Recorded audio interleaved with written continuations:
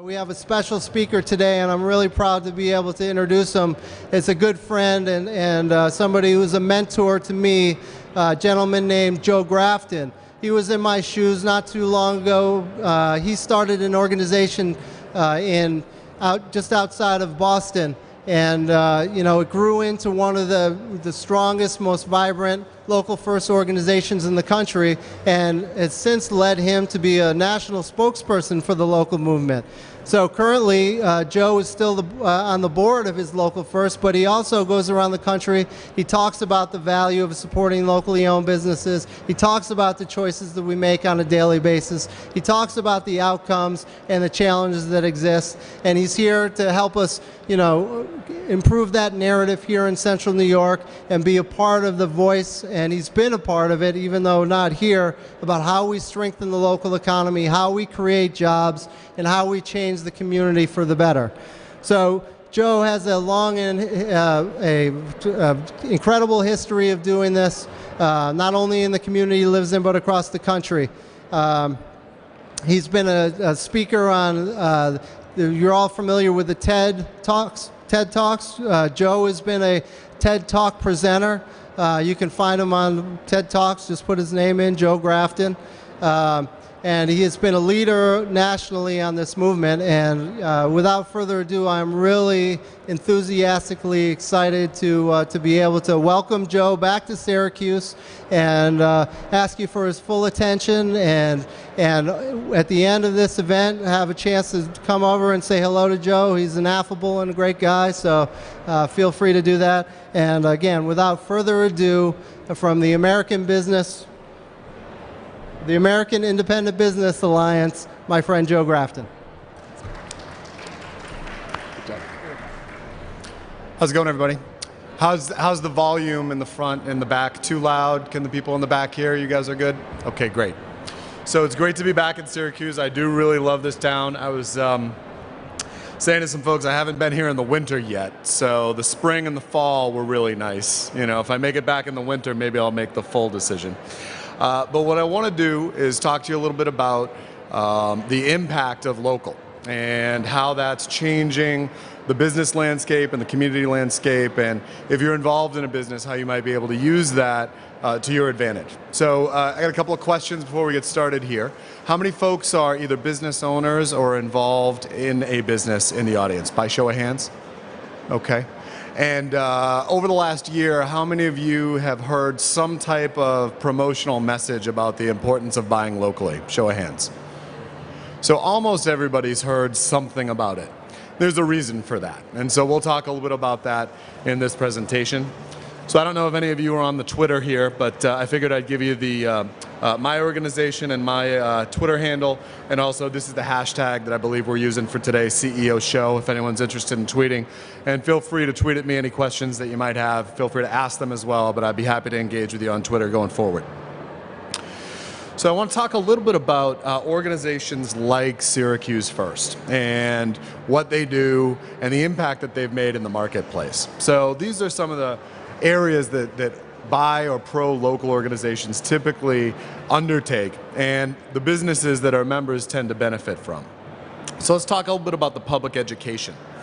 So I don't know if anyone's noticed, but marketing dollars spent by large corporations kind of outweigh the marketing dollars that small businesses are able to spend.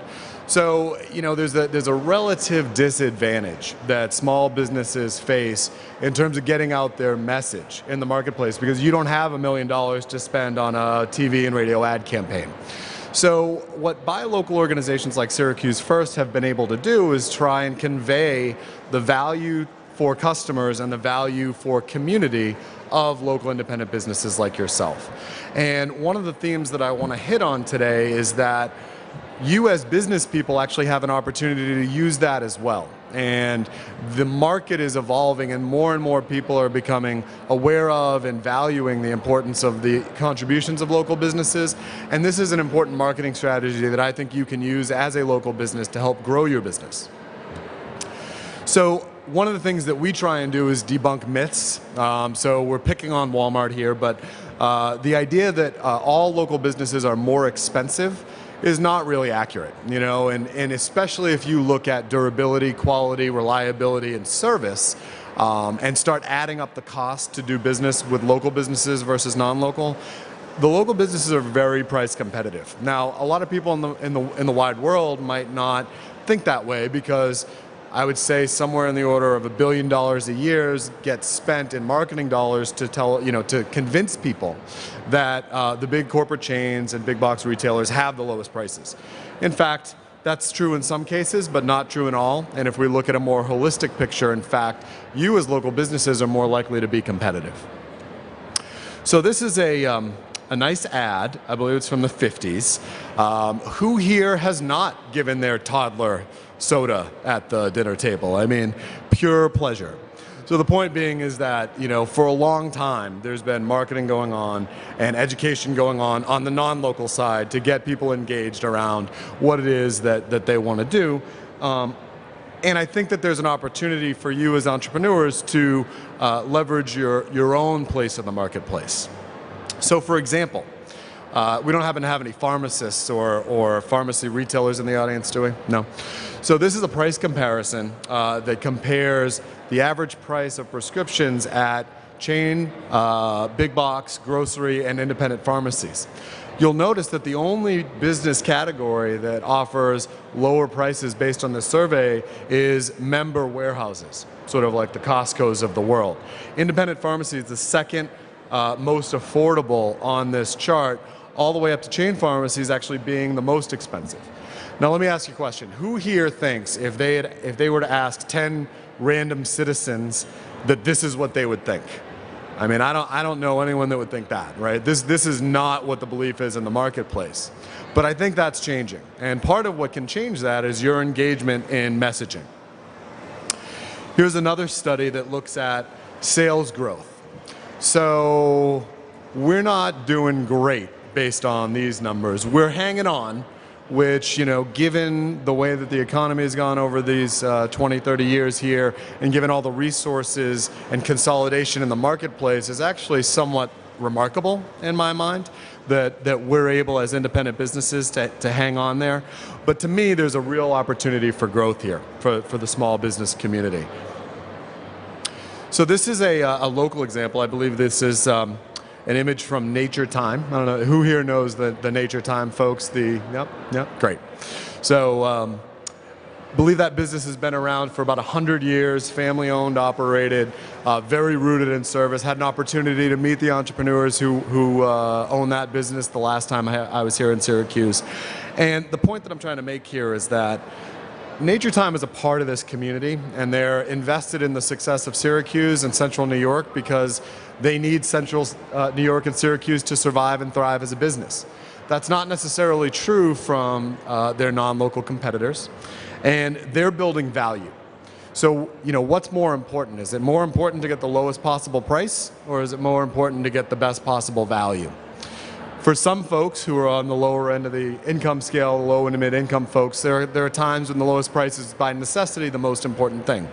But there's a wide swath of community members who that maybe isn't necessarily true. So the local premium and capitalizing on it. So who here's heard the phrase local multiplier? So Chris, I'm glad you've heard that phrase, since it's a very important part of what you do. So I'm sure many of you have heard that local businesses contribute more into the local economy, keep more money locally if you buy from them. I want to just spend a minute and quantify and explain why that is. So as local entrepreneurs, you do a couple of different things. You're more likely to source and sell local products and services. You're far more likely than your non-local competitors to use professional services in the community, such as marketing and advertising, web development, printers, all the things that are consolidated in a corporate or a chain environment. Those services and products are much more likely to be used locally by a local entrepreneur. So for example, just looking over here at Sustainable Office Solutions, I assume that that's a local company. And I would imagine that many of the local businesses that are here today would be interested and willing to consider them and have the flexibility to do that, whereas chains and other businesses may not be willing and may not be able. And then finally, you all as entrepreneurs also live here. So the salary or the revenue that you're able to take in gets recirculated back into this local community through property taxes, through income taxes, through your charitable donations as an individual or as a business.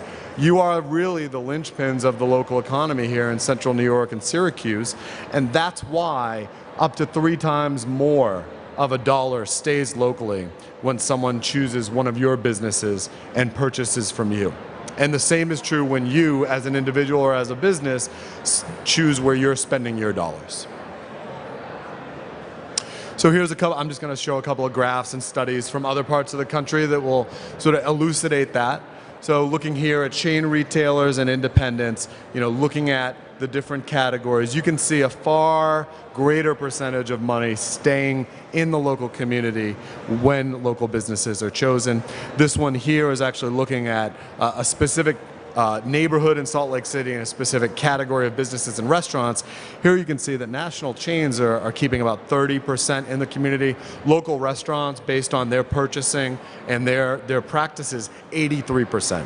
So significantly, markedly different in terms of the impact that a local business will have. And then here's just an idea of the giving. So are there any nonprofit managers, board members, directors in the audience? So if there was, I would ask them, when you're looking to do a raffle or find a donation for your event or try and find a sponsor for your event, who is it that you go to? And the answer is always, they're going up and down Main Street because that's where they're going to find support. That's where they're going to get a donation. That's where they're going to get a raffle item to help them raise money and serve the needy in their community or help advance a key driver in that community. And the reality is that, if a nonprofit person, having been one, if a nonprofit walks into, a non-local business and asks, the answer almost invariably is, we have a form on our website, it takes 4 to 6 weeks, you'll get an answer, and the likelihood is you're probably not going to get it. So that's the reality. Now, I didn't have time to track down an image, but as I understand it, there's a minor league baseball team in Syracuse that had a buy local day here recently, and someone threw out a first pitch and maybe it wasn't the best pitch anyone's ever thrown. Did you make it to the plate, Chris, is the question? It was wide, but at least it didn't bounce, right? Okay, all right, well that's good. So the point here, and this is really where I want to start turning the attention to your business and your organization, is the importance of telling stories. So yes, Chris, go ahead. Community owned. Terrific. So owned locally or owned by the community? Oh, like the Green Bay Packers model. Fantastic. Love that. How are they doing? Okay, so it's a growth year. No big deal. That's right. So, the point being is that all of the things that I've just talked about in terms of the impact of local businesses, if you're in a local business, you're probably doing them. And so, what I also know in my almost decade of working with small business people and entrepreneurs is you probably aren't championing that in the community. You're probably not, marketing yourself, be that out of humility or a lack of time.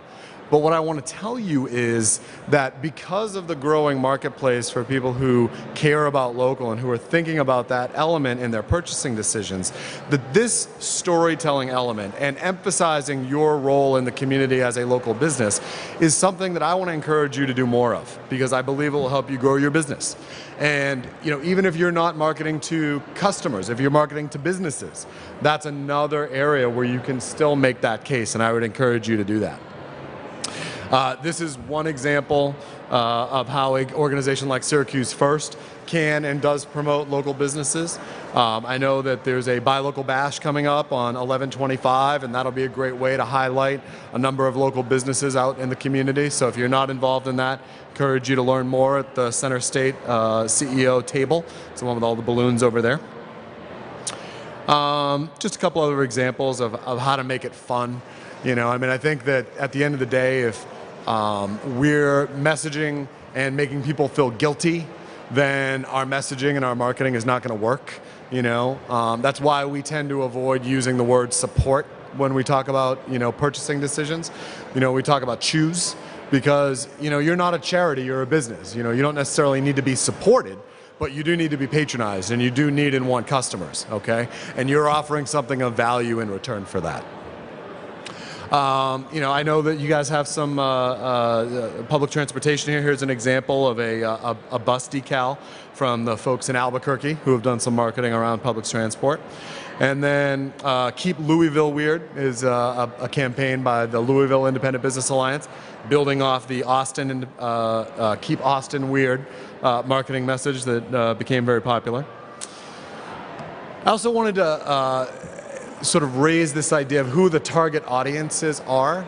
So is there anyone in the room who, and I don't even know if anyone's going to volunteer this information, but is there anyone who markets to a more conservative leaning base of customers? Anyone who might feel like their customer base is more on the conservative, traditional side? Okay, how about folks, anyone marketing on the progressive or liberal side? Anyone that feels like their customer base falls into that? The reason why I ask is this message actually appeals to all sides. So whether you find yourself as a left-leaning or right-leaning individual, there is an element of what we're talking about here that will likely appeal to you. So if you're talking about a progressive side, talking about creating a more sustainable, more connected, more diverse community, that's going to resonate there. On the conservative side, strengthening the community, self-reliance and independence, keeping entrepreneurship alive in the community. It doesn't matter where someone falls on that political spectrum. To me, in my almost decade, there's always a message that appeals to them. And really, that's one of the things that drew me to this work in the first place, is that it doesn't matter where you come from, what your socioeconomic or political background or belief structure is. This is something that will probably resonate with you and be important, and something you'll find value in. And I don't know about you, but in the world that I live in, we need a lot more uniting than dividing. We're in a dividing kind of world. And the more that we can bring people together, the stronger we are as a group of communities connected around the country. All right, so we tend to venture off into a little bit edgier messaging periodically, and I don't know if this would classify as edgy, but I do kind of like this. This is one of the materials we put around Valentine's Day, just giving folks an idea that, hey, if you want something unique, you want something that speaks to who you are and where you're from, getting a generic gift from a chain or an internet mega store is not going to do that. That's simply saying you'll do, as opposed to, really looking for something unique and about Syracuse for that special someone in your life. So this is an example, again, of some of the public outreach, media outreach, examples, events that groups like Syracuse First are doing around the country. And I have a slide in here soon.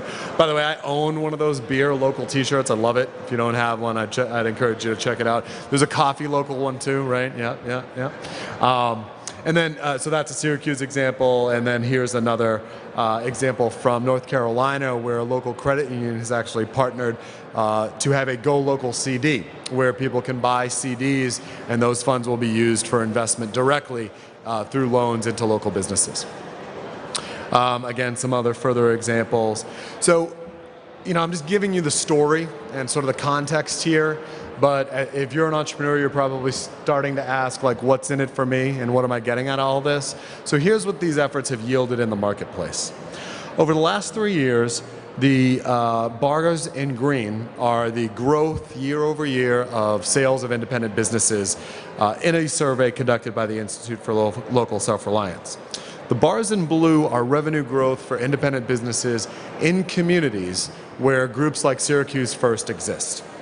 So what we're seeing here is, a 3 to 5% boost for local business revenue growth when there's a group like Syracuse First in the community. And that is, in my view, directly related to the work that they're doing around public education in that community, letting the people in Syracuse and Central New York know about the virtues and benefits of your business and what it contributes to the community. Now, the other thing I would say is there's a spread in between that 8.6 in 2012. So there are some businesses who get some gain and some businesses who get, even greater gains. And I can tell you almost with certainty with 95% certainty what the difference between the groups on the lower end and the groups on the higher end are. The groups on the higher end, the businesses on the higher end, are actively engaging in the marketing and the messaging, and they're taking advantage of the opportunities presented to them by Syracuse First or their peer organization. So, throughout the year, Syracuse First is going to offer different opportunities to promote your business, different tools and resources for you to do that. And I really want to encourage you that this is more than a feel-good element. This is a key growth strategy for your business. The market, so we have, who here has heard of Small Business Saturday? Small Business Saturday, most people. American Express spends tens of millions of dollars advertising small independent businesses in the holiday season. If that isn't a sign that the market is evolving towards local businesses, I don't know what is. So the point is, this is a market trend, and this is an opportunity for your business to get out in front and start capitalizing, start growing, and start really amping up that buy local message. So I'm going to talk a little bit about other ideas that and programs that are active around the country. There's a number of shared marketing and co-branding opportunities that are out there. This is an example of a restaurant association from North Carolina. Here you'll see, let me ask you this, is there anyone in the audience that does print advertising? Anyone do print ads? Okay. Have you ever considered putting in a note in your ad or a logo in your ad identifying you as a local business? Are you using your print ads and identifying yourself either as a Syracuse First member or as an independent business? That's an idea for growth. That's an area you might be able to take advantage of, especially as the market continues to evolve and more people become aware of it. Technology. Now I know Syracuse First has some cool stuff in the pipeline that'll be coming out in the next few months here, and I encourage you to look at that. And this is certainly where things are going. I don't know how many of us no longer have a smartphone, but it's not many of us, and it'll be fewer next year and fewer the year after. And then there's some co-branding opportunities. As a matter of fact, I thought I saw some branding and identity firms here at the Business Expo, where local businesses can decide to pool their purchasing and look to either do co-branding or cost reduction exercises. And here's another example of some cooperative marketing that the folks in Durham have done. Go Local Rewards or rewards card, loyalty card. This is an area that we've seen tremendous growth in around the country. I'm not sure how folks feel about discounting and Groupon. Most small business people I talk to don't love that idea. But there's an emerging body of loyalty reward programs that are coming out that we expect to have significant impact in local economies around the country here in the next couple of years, and we're seeing some really successful models popping up already. And the nice thing here is it gives you an opportunity to have a constant reminder for someone to choose local when they're making their purchase decisions. Something I also wanted to put in is, I know Chris makes the point of connecting local and sustainable as two sort of birds of a feather. And it's true, sustainability has an economic component, and local is a very important part of that. This is an example from Grand Rapids where the local organization there is actually engaged around recycling and done a point system where businesses and individuals can do more recycling and earn points that are redeemable at local businesses as a motivator. So I'm going to skip over this one for now, but this is another example. These are from some folks in Ontario where they've actually, I believe we have some solar energy folks here in the Business Expo, but just telling the story in a slightly different way. So if we were to localize energy production and put solar and wind into practice, we'd reduce coal plants by XYZ in that community. So just tying in that it's not all economic. There's a social component, there's an environmental component, there's an economic component, and they're all interrelated. So the next couple of slides is just about walking the talk. So for the business people in the audience, who here has looked at their purchasing in the last year and thought about how much local purchasing they're doing? So I'd say that's an opportunity for improvement. I didn't see many, if any, hands go up here, but I want to encourage you to think about that. And I know that there are some things that, whether it be because of cost or, central or core nature to the operation, potentially availability, that there may not be an opportunity to localize. But I can almost assure you that you've got at least one component of your annual spend that could be localized, be that office supplies, telecommunications, cell providers, data, even down to the coffee. You know, I mean, if you offer coffee in your office or something like that, there might be a local roastery that you could be using as opposed to a non-local one. If you're doing anything food related, I know there's a good population of farms and food producers in central New York. That might be another way. But really walking the talk. So, you know, taking that 10% pledge, which I want to encourage everyone here to consider doing both as an individual and as a business. Chris, I believe we've got sign-up forms here and over at the CEO table, so that'd be an area that I encourage you guys to take a look at. This is just a couple of examples of central New York farms and you know, places you might be able to do that. And then finally, engaging citizens and creating a collective and unified voice. So, any economic development professionals in the audience? So I'll tell a little story about this, and they won't be here to refute it, so that's good. So one of the challenges with economic development professionals in my mind is that, for good reason, they love projects that have like one big job number associated with it. So we're going to do this development, it's going to bring in 150 jobs, and we can do a press conference and tell everybody about it. And that's great. But the reality is that when we're talking about big scale, large corporate, big box development, those 150 jobs are actually displacing 140 jobs or 160 jobs. The rate of pay and the level is going down. The level of skill building and transferable skills is going down. And so, you know, net, even though it was a 150 job promise, the central New York or the Syracuse economy isn't really seeing that type of benefit. What we believe is that a much more sustainable and prosperous form of growth and development is not to necessarily look for the one magic bullet, but to support the 80 entrepreneurs who are in the community who have the opportunity to create 300 jobs collectively if they just had the right program, support, capital, resources at their disposal. And so that's our view of economic development and the right way to move towards economic development. I can tell you that the field is changing. Community economic development is on the upswing, and the reason why is because there is more and more data that's making a better and stronger case that the right way to job growth and sustainable economic development within a community is to work in support of entrepreneurs and innovation, okay? So that's sort of the competing models theory here. I'm going to go through a couple of different resources and ads that we have available. For folks that are familiar with holiday campaigns, I believe Syracuse First is a Shift Your Shopping participant and runs their own Buy Local holiday campaign here in the community. So we'll take a look at that in just a second. Let me see if I can get to this. So talking about resources, we have a Buy Local primer. It's a free magazine over at the Syracuse First table. If anyone's interested, feel free to take a copy.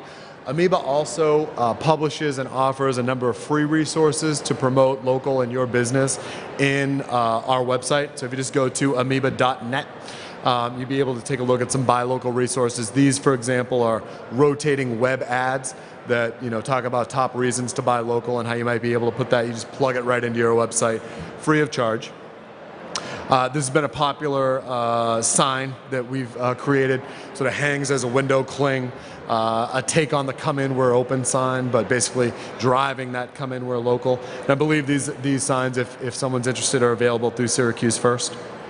That's a copy of the primer, what it looks like over at the Syracuse First table. Again, we have window decals and web decals that talk about thank you for choosing an independent business.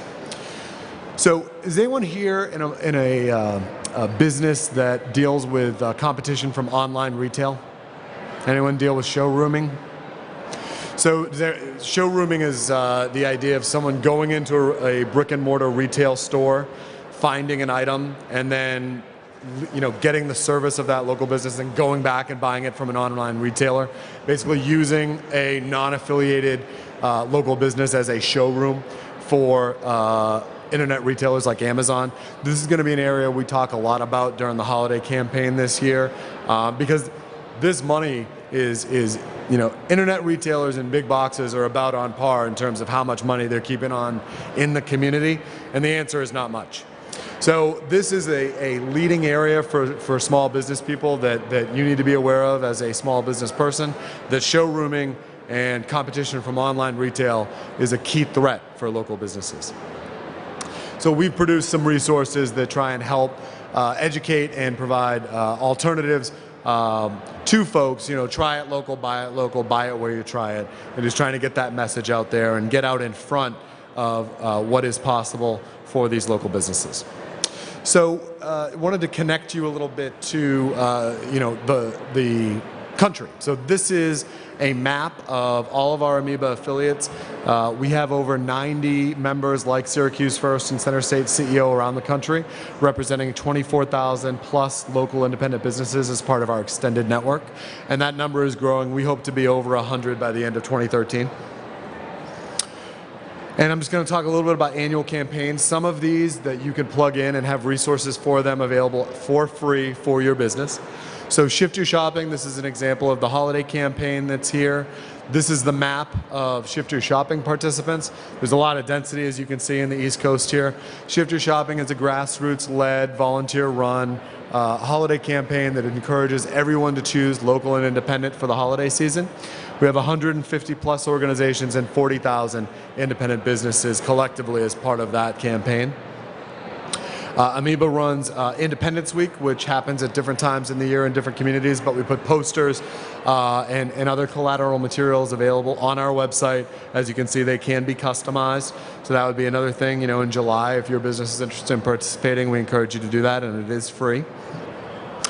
So this slide I used last time, but as it relates to economic growth and sustainable economic growth, it's our belief, my belief, that local businesses are the engine that's driving it. So as we think about where we want to go in the next 10, 20, 30 years, as a interconnected set of communities who is pursuing a sustainable economic development approach that creates jobs and creates skills in our local community, local economies, groups like Syracuse First, CenterState CEO, and economic development authorities like them around the country are, in my view and our view, the drivers to help us get there. So with that, I want to thank you. This is a couple of things here. Again, our organization and my handle on Twitter, the hashtag for today, and then amiba.net/welcome. You can sign up for our newsletter, which is free and goes out every month, and also get access to some of the materials that I referenced earlier today. So with that, I'll open it up for any questions, comments. Happy to have any level of dialogue that folks might have. Yes, sir.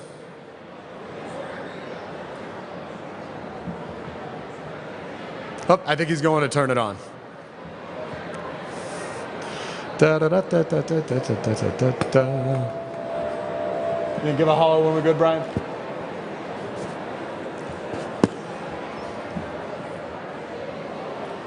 Okay. Yeah, there you go. Is there any statistical comparisons since the time that you've started?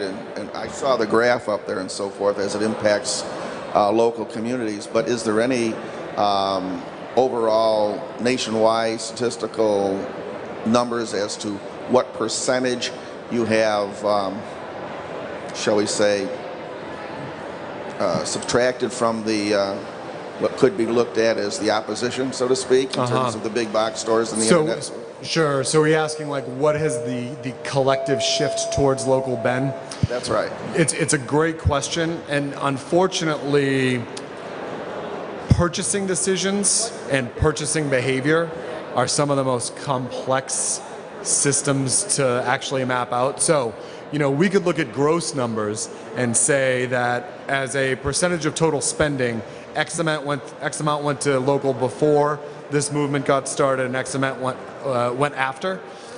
I don't have that number, but even if we did, it would be hard to say what was attributable, what was not. But I guess to your point, we have seen that when studied, when doing surveys, which is about the best we can do of independent businesses, we have seen revenue growth over the last 5 years, and I think it's been averaged, between 3 to 5%.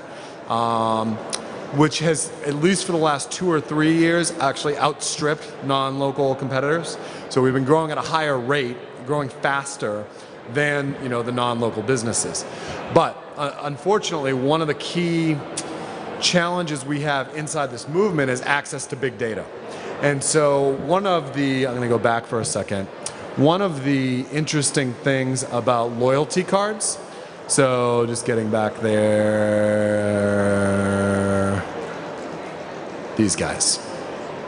So what's interesting about these loyalty cards, loyalty and rewards cards, is it actually gives us an opportunity to start collecting some real data on the transactional level. So, if we have a baseline of, someone who spends X at local businesses and then they're using a loyalty rewards cards or a debit card or something like that, it plugs into what that transactional behavior is. The short answer to your question is we don't have that data. The longer answer to your question is we see growth at a faster rate in the independent business community, but we can't really quantify based on all the variables that go into that number. From the competitors, shall we say, has there been any resistance, or have they planned any kind of counter? In other words, you're taking some of their business away, and what kind of response do they have to that, and are they doing anything to counter your efforts? Mm-hmm. Yep. So how did the Gandhi saying go? First they laugh at you. How's it go? First they ignore you, then they laugh at you, then they fight you, then you win. Is that how it goes? I think those are the 4. So we're through the ignore stage, right? So we are definitely on their radar. If you don't think that if you don't think we've had an impact on the fact that Walmart is identifying local products now, you're not paying attention, in my view. Like, we have driven the marketplace trends to a place where they know that we're on the radar. So now I think we're past the laughing stage. Now we're in the co-optation stage. So that is really what the response has been. Shop at your local Walmart. As a matter of fact, I think I've heard that before. Not to pick on Walmart. I mean, I don't make any value judgments about, right or wrong, good or bad. But, in the marketplace, we're talking about local and they are not. So, when you see Walmart using terms like community, neighborhood, and local in their marketing and their branding, that to me says we've made an impact, and we are in the conversation, in the boardroom, in the marketing meetings, talking about what the threats are. When they're doing their SWOT analysis, we're showing up in the threats. And the challenge here for the folks that are dealing on that high scale, that high volume, is they're susceptible to small changes. So, a 2% reduction for a publicly traded big box retailer in sales, that's a big number. That's a problem at that scale. So, not that we're looking to take anyone out. We talk about what we're for, not what we're against, but we are out there trying to make that happen. And so I do believe that we're on their radar. And I think there's a lot of co-optation going on, Whole Foods, Walmart, people who are sort of taking that local message and getting around it.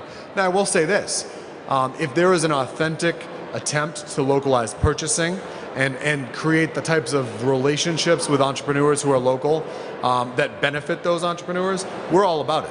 We're 100% in favor and would support large corporations doing more to localize their purchasing. I talked to the guy from ESPN today and said, hey, have you thought about ways that your organization could localize your purchasing? I don't know if he's going to do anything, but I have his card. I'm going to ask him, So to your point, I think we're on their radar. The good news is, other than an economist that is out of a college in Pennsylvania, we've done 10 years of economic study and research in a wide variety of institutes, for-profit economic development researchers, universities. There's literally one person in the country who refutes the idea that local businesses contribute more. And his argument is that on the global scale, we're all just moving chess pieces around, which is kind of missing the point. So, the reality as we see it is, there is no refuting the data, there is no refuting the numbers, the contribution to the community is clear. And so, we haven't seen them go after that. we have seen them co-opt the message a little bit. And I look forward to the next 2 to 3 years where if we're doing our job as a movement, they're going to have to pay more attention. And hopefully we'll have an opportunity to have more dialogue and see if we can find a way to either collaborate to build a stronger national and regional economy, or continue our work to drive purchases to local businesses. Thank you. Yeah. Any other comments or questions? Chris, anything you want me to touch on that I didn't? We're good? Okay. Well, I want to thank you all for being here. I'll be hanging out if you have any other questions, and thanks so much, sir, because we love you.